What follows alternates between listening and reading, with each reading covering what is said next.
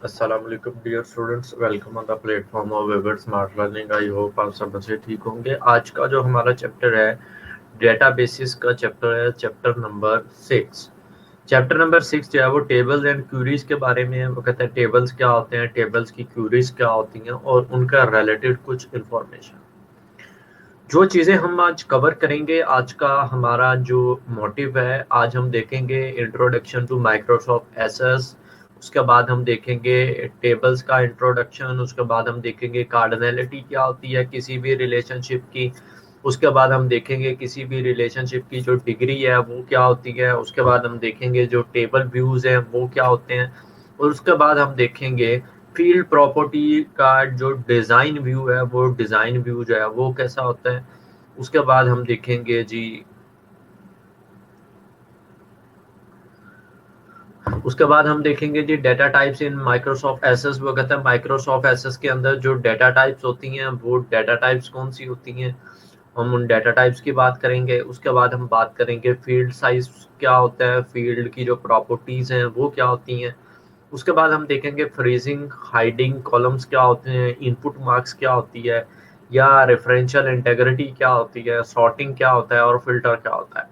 उसके बाद लास्ट में हम देखेंगे बेसिकली क्यूरीज क्या होती हैं और वो क्यूरीज जो हैं उन क्यूरीज की जो टाइप्स हैं वो क्या है। ठीक है, ये था हमारा आज का टॉपिक। सबसे पहले बात कर लेते हैं इंट्रोडक्शन टू माइक्रोसॉफ्ट एसएस। वो कहते हैं कि जो माइक्रोसॉफ्ट एसएस है, बेसिकली माइक्रोसॉफ्ट एसएस जो है ये इंटीग्रेशन है। इसको इंटीग्रेट किया माइक्रोसॉफ्ट ने, और माइक्रोसॉफ्ट एसएस एक डेटाबेस है, एक पावरफुल आईडीई है। आईडीई का मतलब क्या है, इंटीग्रेटेड डेवलपमेंट एनवायरनमेंट। ऐसा एनवायरनमेंट जिसके अंदर आप प्रोग्राम को क्रिएट भी कर सकते हैं, एडिट भी कर सकते हैं, मॉडिफाई भी कर सकते हैं, डिलीट और अपडेट भी कर सकते हैं। उसको हम क्या कहते हैं, आईडीई कहते हैं। उसके बाद वो कहता है कि माइक्रोसॉफ्ट एसेस जो है ये आपको एक इंटरफेस जो है वो प्रोवाइड करता है। इंटरफेस मीन कि वो चीज़ जो है वो किस तरह से उसका व्यू होता है, उस व्यू को हम इंटरफेस कहते हैं। बेसिकली आपके जो इंटरफेसेस हैं वो आपके दो किस्म के होते हैं, एक ग्राफिकल यूजर इंटरफेस होता है और एक कमांड लाइन इंटरफेस होता है। माइक्रोसॉफ्ट एसेस आपका ग्राफिकल यूजर इंटरफेस है, यानी इसके अंदर ग्राफिक्स, कुछ आइकन्स और कुछ शॉर्ट कीज जो है वो बनी हुई हैं। आप उन शॉर्ट कीज और उन आइकन्स को इस्तेमाल करते हुए कोई टास्क जो है वो जो है वो यूज कर सकते हैं, कोई टास्क जो है वो कर सकते हैं।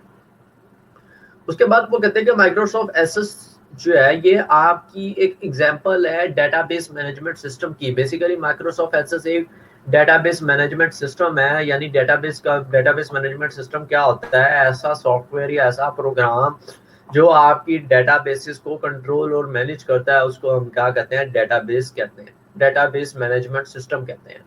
तो अगर बात करें डेटाबेस क्या होती है, logically related data is called database. वो कहते हैं जो आपका लॉजिकली डाटा रिलेट कर रहा होता है उस डाटा को हम क्या कहते हैं, उस डाटा को हम डेटाबेस कहते हैं। उसके बाद वो कहते हैं कि आईडीई जो है माइक्रोसॉफ्ट एसेस जो है ये आपको फैसिलिटी प्रोवाइड करता है कि आप डाटा को सर्च कर सकें, डाटा को सर्च कर सकें, या डाटा को क्या कर सकें, रिट्राइव कर सकें। इसके लिए आप जो है वो माइक्रोसॉफ्ट एसेस जो है वो इस्तेमाल करते हैं। अब बात करते हैं जी इंट्रोडक्शन टू टेबल्स की। वो कहते हैं टेबल जो है ये आपके फंडामेंटल यानी बेसिक ऑब्जेक्ट्स हैं, बेसिक आपका पार्ट है डेटाबेस का, जिसके अंदर कुछ रोज होती हैं और कुछ कॉलम्स होते हैं। वो और basis of their relationship is called database, relational database management system. वो कहता है कि ऐसी डेटाबेसेस जिसके अंदर टेबल्स हों उसको हम रिलेशनल डेटाबेस कहते हैं। ठीक है, और टेबल का दूसरा नाम रिलेशन है। मोस्टली वो टेबल्स के अंदर वो बात करता है रिलेशन की, कि डिफाइन रिलेशन या एक्सप्लेन द रिलेशन। ठीक है जी, रिलेशंस को एक्सप्लेन करें तो बच्चे कंफ्यूज हो जाते हैं। तो रिलेशन टेबल्स को ही हम रिलेशन कह सकते हैं, कि टेबल जो है वो एक आपका रिलेशन होता है। रिलेशन के अंदर रोज एंड कॉलम्स होते हैं। टेबल की कुछ कैरेक्टरिस्टिक्स हैं, वो कैरेक्टरिस्टिक्स क्या हैं, वो कहता है each field of the table contain only one value. वो कहता है एक टेबल की जो फील्ड है, अब जी एक टेबल की फील्ड क्या होती है, जिस तरह मैंने ये एक टेबल बनाया, ठीक है, इस टेबल के अंदर 4 कॉलम्स हैं, 4 रोज हैं, ठीक है जी, 3 रोज है, लेट्स सपोज 3 रोज हैं। ये एक पूरी फील्ड है, ये एक बॉक्स एक फील्ड है, ये दूसरी फील्ड है, ये तीसरी फील्ड है, ये चौथी फील्ड है, ये 5वीं है, ये छठी है, ये 7वीं है, ये 8वीं 9वीं 10वीं 11वीं 12वीं। ठीक है। हर फील्ड के अंदर वो कहता है वन वैल्यू ही स्टोर होनी चाहिए, यानी इसके अंदर अगर ये अली सेव है तो अली ही सेव होगा, कोई दूसरी वैल्यू जो है वो नहीं सेव होगी। Each column has a district name, वो कहता है हर कॉलम जो है उसका एक अपना स्पेसिफिक नेम है। जिस तरह ये कॉलम मैं कहता हूँ कि ये आईडी के लिए है, ठीक है, ये स्टूडेंट के लिए है, स्टूडेंट के नेम के लिए, या स्टूडेंट की क्लास के लिए, ये स्टूडेंट के क्लास के सेक्शन के लिए, ठीक है। ये मैंने चार जो है वो कॉलम जो है वो रख दिए और हर कॉलम का डिस्ट्रिक्ट नेम है। The order of column and rows is insignificant, वो कहता है कि आपके रोज और आपका जो कॉलम्स हैं उनका जो ऑर्डर है वो ऑर्डर आपका इनसिग्निफिकेंट है, उस आपका ऑर्डर जो है वो डिपेंड नहीं करता। Each row represent a distinct record, वो कहता है कि हर रो जो है वो आपका क्या कहलाती है, एक रिकॉर्ड कहलाती है, ठीक है जी। जैसे कि ये मेरे पास ये ID01, ठीक है, फिर इसका नेम है, फिर इसकी क्लास है, फिर सेक्शन है, ये पूरा R1 जो है ये मेरे पास क्या कहलाएगा, एक रिकॉर्ड 1 कहलाएगा, ठीक है। ये एक दूसरा रिकॉर्ड है, ये एक तीसरा रिकॉर्ड है, ये चौथा रिकॉर्ड है। इस तरह आपकी जो रोज होती हैं वो आपके क्या होते हैं, रिकॉर्ड होते हैं। उसके बाद बात करते हैं जी डिग्री ऑफ रिलेशन की। वो कहता है कि एक रिलेशन की डिग्री क्या होती है। वो कहता है नंबर ऑफ फील्ड्स और एट्रीब्यूट्स इन अ रिलेशनशिप। वो कहता है एक रिलेशनशिप के अंदर जितनी उसकी डिग्री, जितनी उसके नंबर ऑफ फील्ड्स होती हैं उतनी उसकी क्या होती है, डिग्री होती है। Degree of relationship can not be change once the table has been created. वो कहता है जब आप एक दफा टेबल बना लेते हो डेटाबेस के अंदर तो उसकी डिग्री जो है वो रिलेशन की, उस टेबल की डिग्री जो है वो डिफाइंड हो चुकी होती है, उसकी डिग्री जो है वो बन चुकी होती है। आप उस डिग्री को फिर दोबारा चेंज नहीं कर सकते, ठीक है। अब एक रिलेशन की डिग्री क्या है, अब मेरे पास ये एक रिलेशन है, इसकी डिग्री क्या है, 1 2 3 4, यानी इसकी डिग्री कितनी है, 4 है। यानी इसके अंदर जो नंबर ऑफ जो फील्ड्स हैं वो क्या कहलाएंगी, वो उसकी कहलाएंगी डिग्रीज कहलाएंगी, या एट्रीब्यूट्स जो हैं वो क्या होंगे, उसके डिग्री होगी।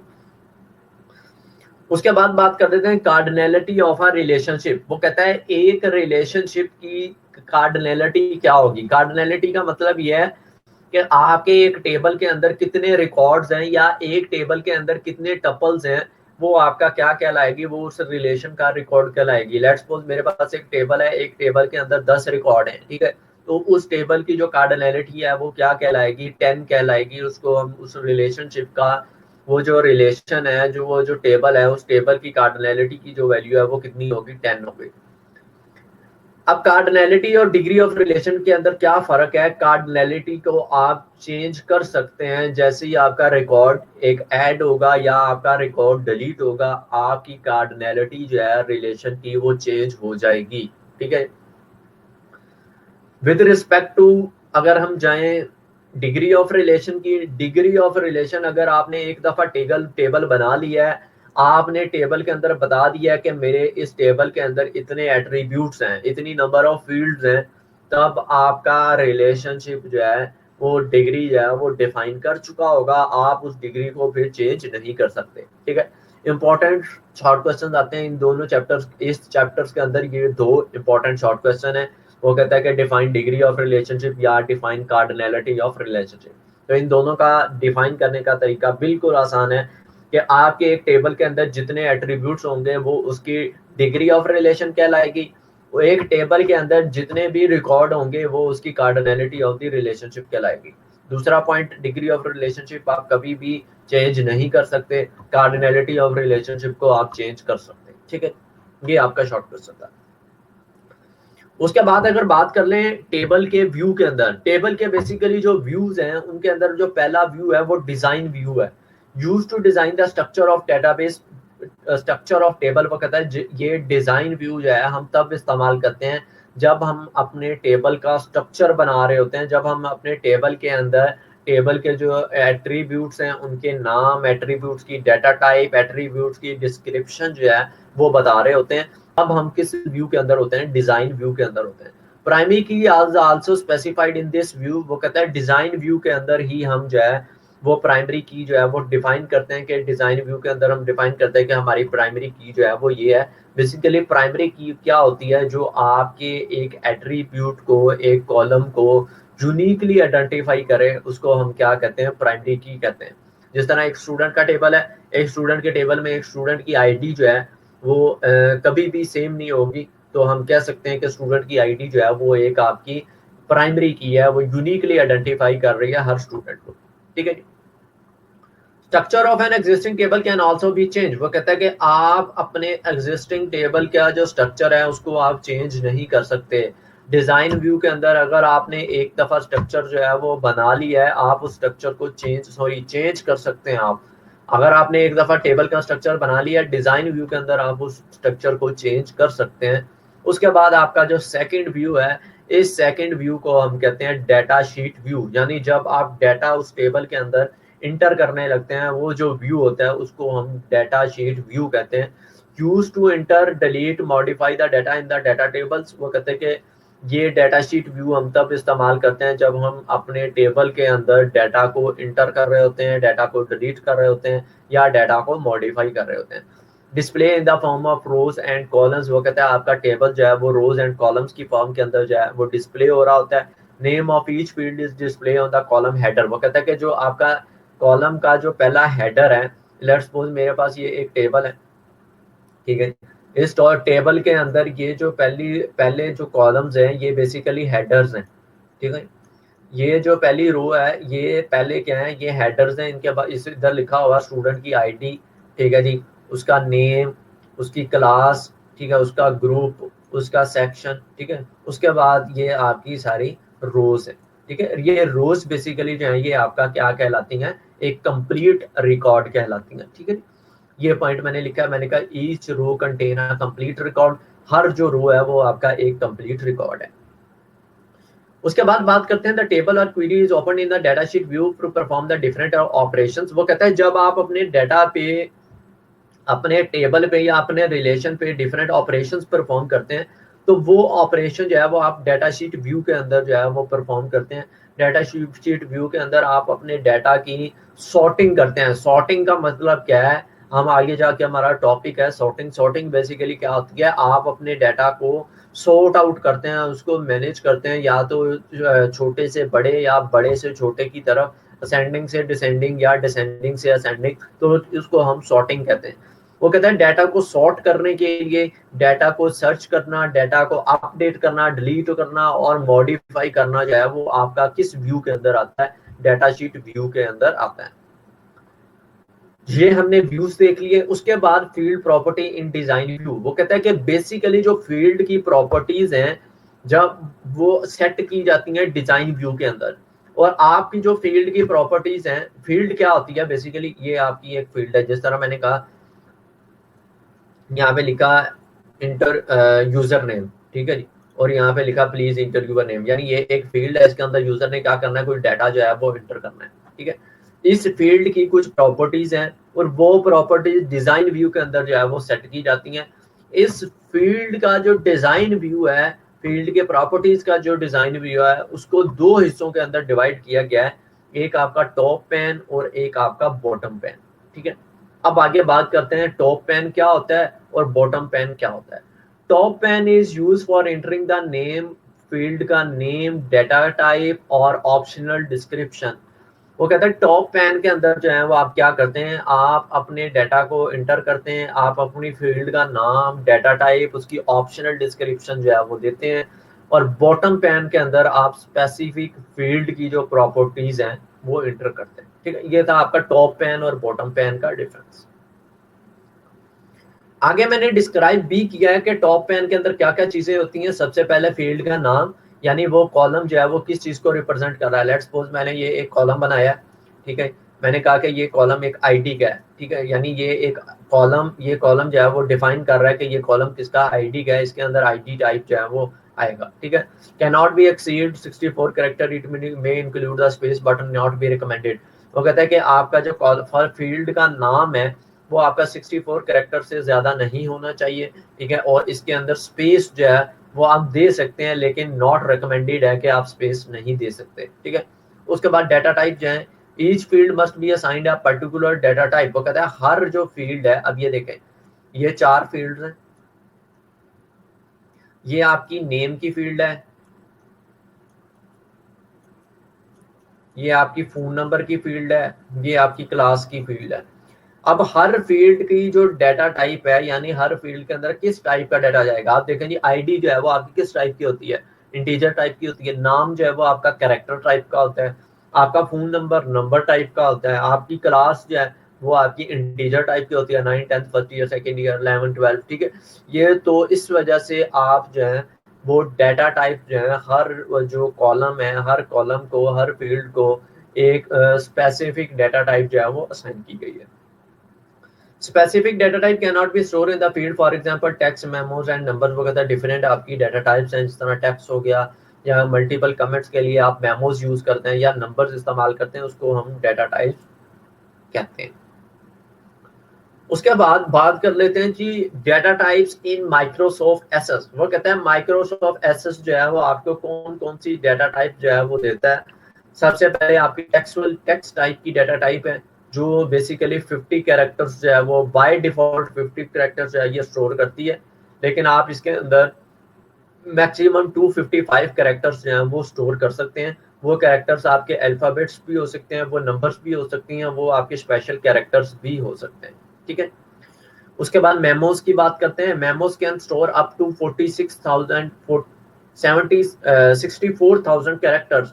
वो कहते हैं नॉर्मली जो आपके मेमोज हैं ये आपके 64,000 कैरेक्टर्स जो हैं वो स्टोर करते हैं। नॉर्मली इनको हम कब यूज करते हैं, जब हमने मल्टीपल कमेंट्स करने हो, यानी लेट्स सपोज आप कोई वेबसाइट यूज कर रहे हैं, उसके अंदर पूरा कमेंट्स का एक बॉक्स बना आता है, उस बॉक्स के अंदर जो उन्होंने डाटा टाइप यूज की होती है उसको मेमोज कहते हैं, ताकि आप जितना मर्जी कमेंट्स जो है वो बड़ा लिख सकते हैं।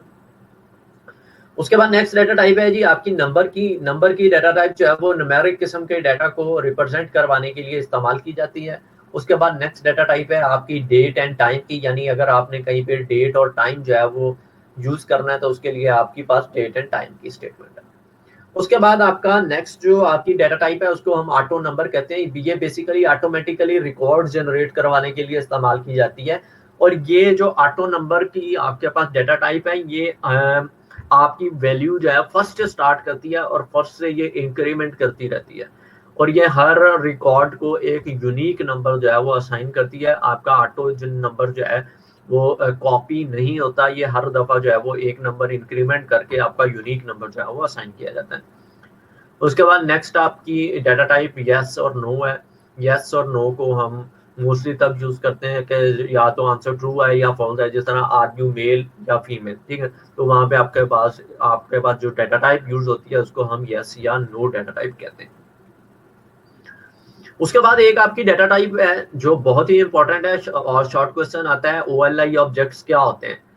ओएलआई ऑब्जेक्ट्स का मतलब ये है ऑब्जेक्ट लिंकिंग एंड एम्बेडिंग। वो कहता है कि आपके पास डिफरेंट एप्लीकेशंस होती हैं, डिफरेंट एप्लीकेशंस के साथ आपके ऑब्जेक्ट्स जो हैं, आपके ऑब्जेक्ट्स के साथ एक अदर एप्लीकेशन जो है वो क्या की जाती है, एम्बेड की जाती है। जैसे कि आपने देखा होगा आपके पास एक टेबल बना आ रहा होता है, टेबल के अंदर सारा रिकॉर्ड होता है और साथ में एक आइकन बना आ रहा होता है और आइकन पे लिखा होता है एक्सपोर्ट इन एक्सेल या एक्सपोर्ट इन पीडीएफ, ठीक है। तो उसको हम क्या कहते हैं, ओएलआई ऑब्जेक्ट कहते हैं। आप जैसे ही उस पर क्लिक करते हैं तो वो आपकी एप्लीकेशन के अंदर वो सारा डाटा जो है वो क्या करवा देता है, एम्बेड करवा देता है, ठीक है। इसको हम क्या कहते हैं, ओएलआई ऑब्जेक्ट्स कहते हैं।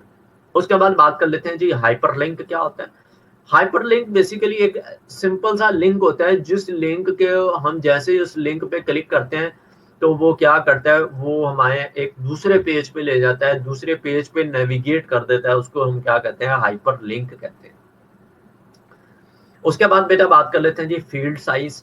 फील्ड साइज का मतलब यह है कि आपकी जितनी भी फील्ड हैं, लेट्स सपोज ये मेरे पास यूजर की फील्ड है, ठीक है, या ये मेरे पास इंटर यूर नेम की फील्ड है, ठीक है, इंटर यूर नेम। तो आपने यहाँ पे नाम इंटर करना है। इस नाम को इंटर करने के लिए आपने कोई इसका साइज बताना है कि ये फील्ड जो है वो कितने कैरेक्टर जो है वो इस फील्ड को चाहिए, ठीक है। अब मिनिमम नेम जो है वो आपका 30 to 40 कैरेक्टर का होता है, ठीक है। मैं लेट्स सपोज 50 कैरेक्टर कर देता हूँ। तो 50 कैरेक्टर इस फील्ड के अंदर मैक्सिमम जो कैपेसिटी है कैरेक्टर्स को स्टोर करने की वो 50 है, ठीक है। यानी ये फील्ड जो है अपने अंदर कितने कैरेक्टर जो है वो स्टोर कर सकती है, 50 कर सकती है। तो इसको हम क्या कहते हैं, फील्ड साइज कहते हैं। इसके बाद बात कर लेते हैं जी फील्ड साइज वैलिडेशन। वो कहता है फील्ड की कुछ वैलिडेशंस के रूल्स होते हैं, specify the criteria of data entered in the field.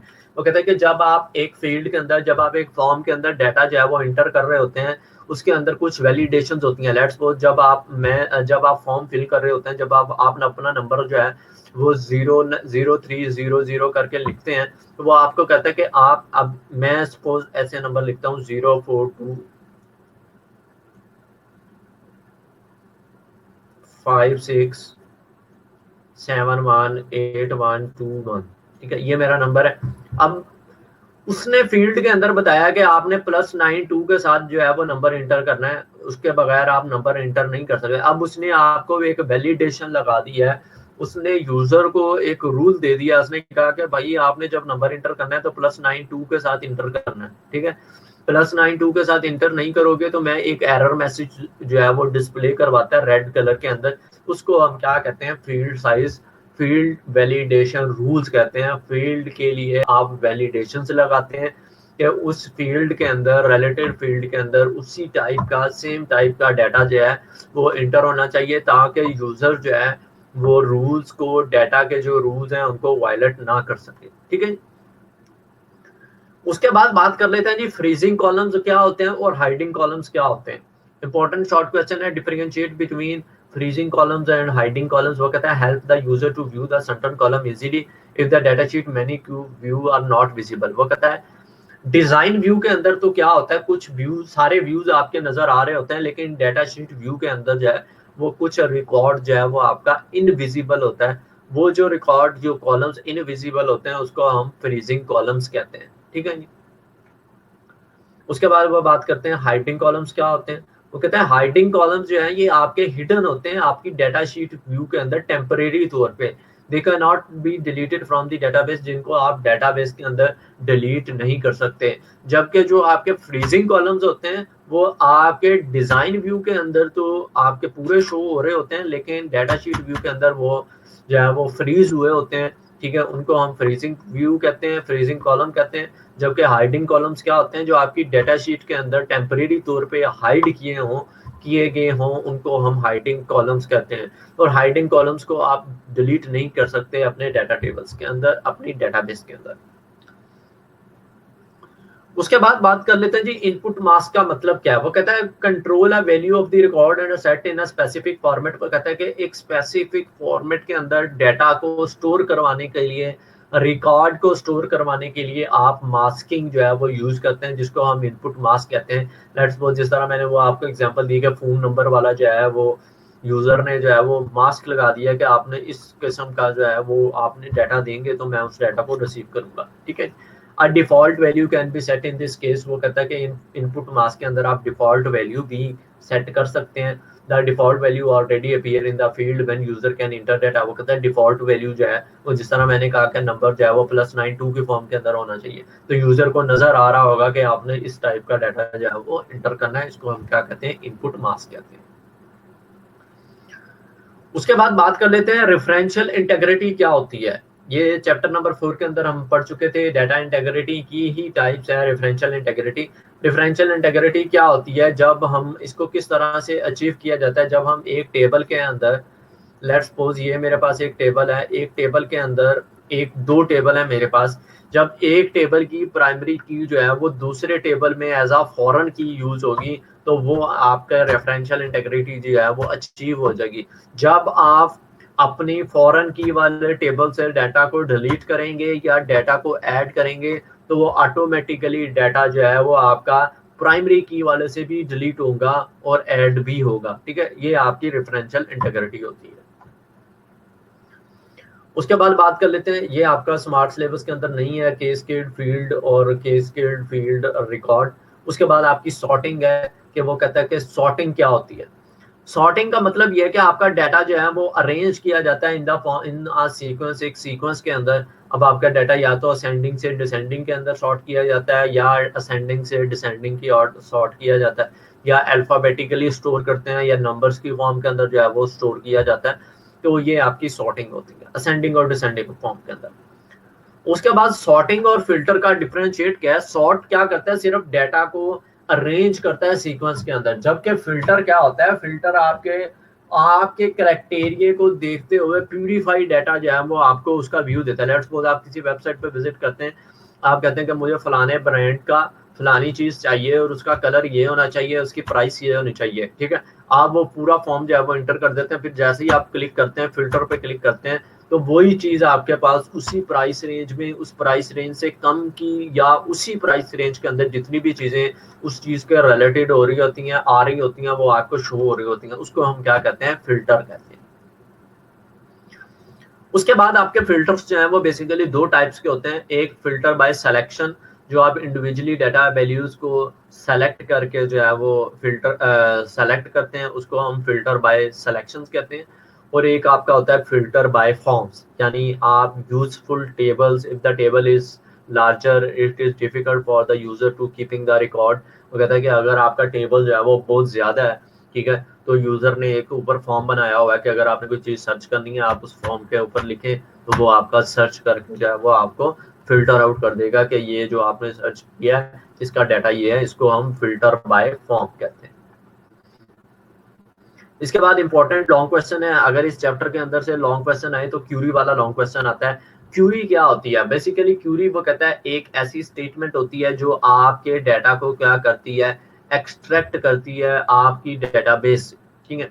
आप उस क्यूरी को, आप एक क्यूरी जो है वो खुद लिखते हैं। क्यूरी जो है वो आपकी एसक्यूएल के अंदर लिखी जाती है। एसक्यूएल क्या है? आपकी स्ट्रक्चर्ड क्यूरी लैंग्वेज। वो कहता है स्ट्रक्चर्ड क्यूरी लैंग्वेज के अंदर आप क्या करते हैं, अपनी क्यूरी लिखते हैं। तो क्यूरी बेसिकली आपके डाटा को क्या करती है, आपके डाटा को एक्सट्रैक्ट करती है आपकी डाटा टेबल से, ठीक है। Except record at the specific criteria, वो कहता है कि जो आपकी क्यूरी है वो आपके क्राइटेरिया के अकॉर्डिंग जो है वो रिकॉर्ड को क्या करती है, एक्सट्रैक्ट करती है।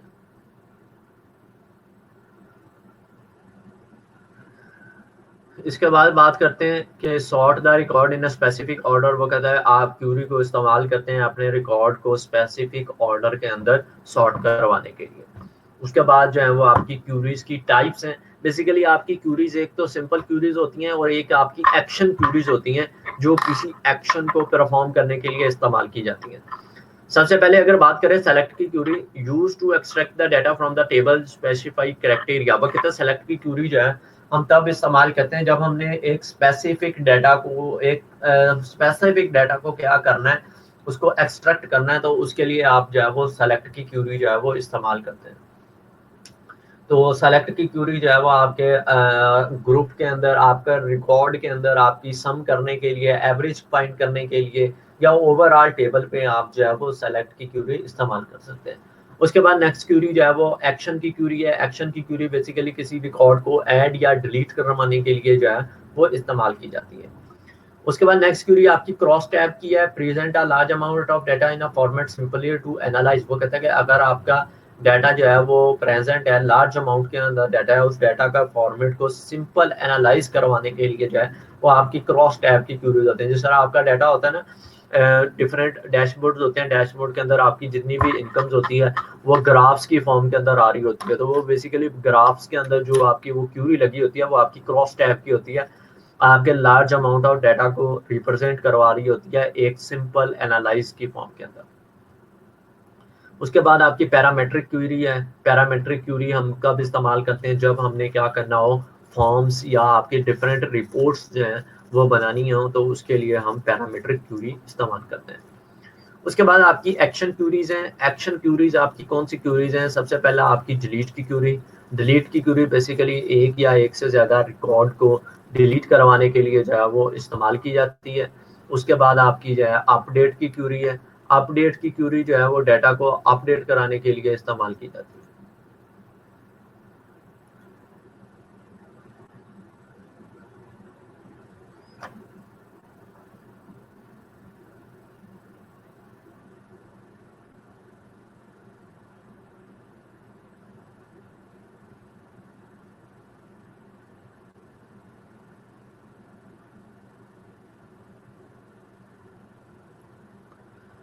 अच्छा जी, इसके बाद अपडेट की क्यूरी जो है वो आपकी अपडेट की क्यूरी को हम जो है वो make the changes in the group of record one और मोर टेबल। वो कहता है एक या एक टेबल के अंदर अगर आपने अपने रिकॉर्ड को अपडेट करना है, उसको चेंज करना है, तो उसके लिए आप अपडेट की क्यूरी जो है वो इस्तेमाल करते हैं। उसके बाद नेक्स्ट क्यूरी जो है वो आपकी अपेंड की क्यूरी है। Edit the group of record, वो कहता है कि एक रिकॉर्ड को चेंज करने के लिए, ठीक है, एक रिकॉर्ड को from one table to another table को चेंज करने के लिए जो है वो आप क्या इस्तेमाल करते हैं, अपेंड की क्यूरी जो है वो इस्तेमाल करते हैं। उसके बाद नेक्स्ट क्यूरी जो है वो मेक टेबल क्यूरी, वो कहता है कि एक नया टेबल को क्रिएट करने के लिए, ठीक है, या एक टेबल को कॉपी करने के लिए जो है वो आप मेक टेबल की क्यूरी जो है वो इस्तेमाल करते हैं। ये था मेरे बेटे आपका चैप्टर नंबर 6 जो हमने आज किया है, ठीक है जी। और चैप्टर नंबर 6 जो है ये हमारा ऑलमोस्ट जो है वो कंप्लीट हो चुका है। तो हम इंशाल्लाह नेक्स्ट क्लास के अंदर चैप्टर नंबर 7 जो है वो हमारा स्टार्ट करेंगे। वो डेटाबेस का लास्ट चैप्टर होगा आपका। इसके बाद इंशाल्लाह हम अपना प्रोग्रामिंग वाला जो इम्पोर्टेंट पार्ट जो है, मोस्ट इम्पोर्टेंट पार्ट जो है वो हम स्टार्ट करेंगे। तब तक के लिए अपना ख्याल रखिएगा। Thank you so much and अल्लाह हाफिज़।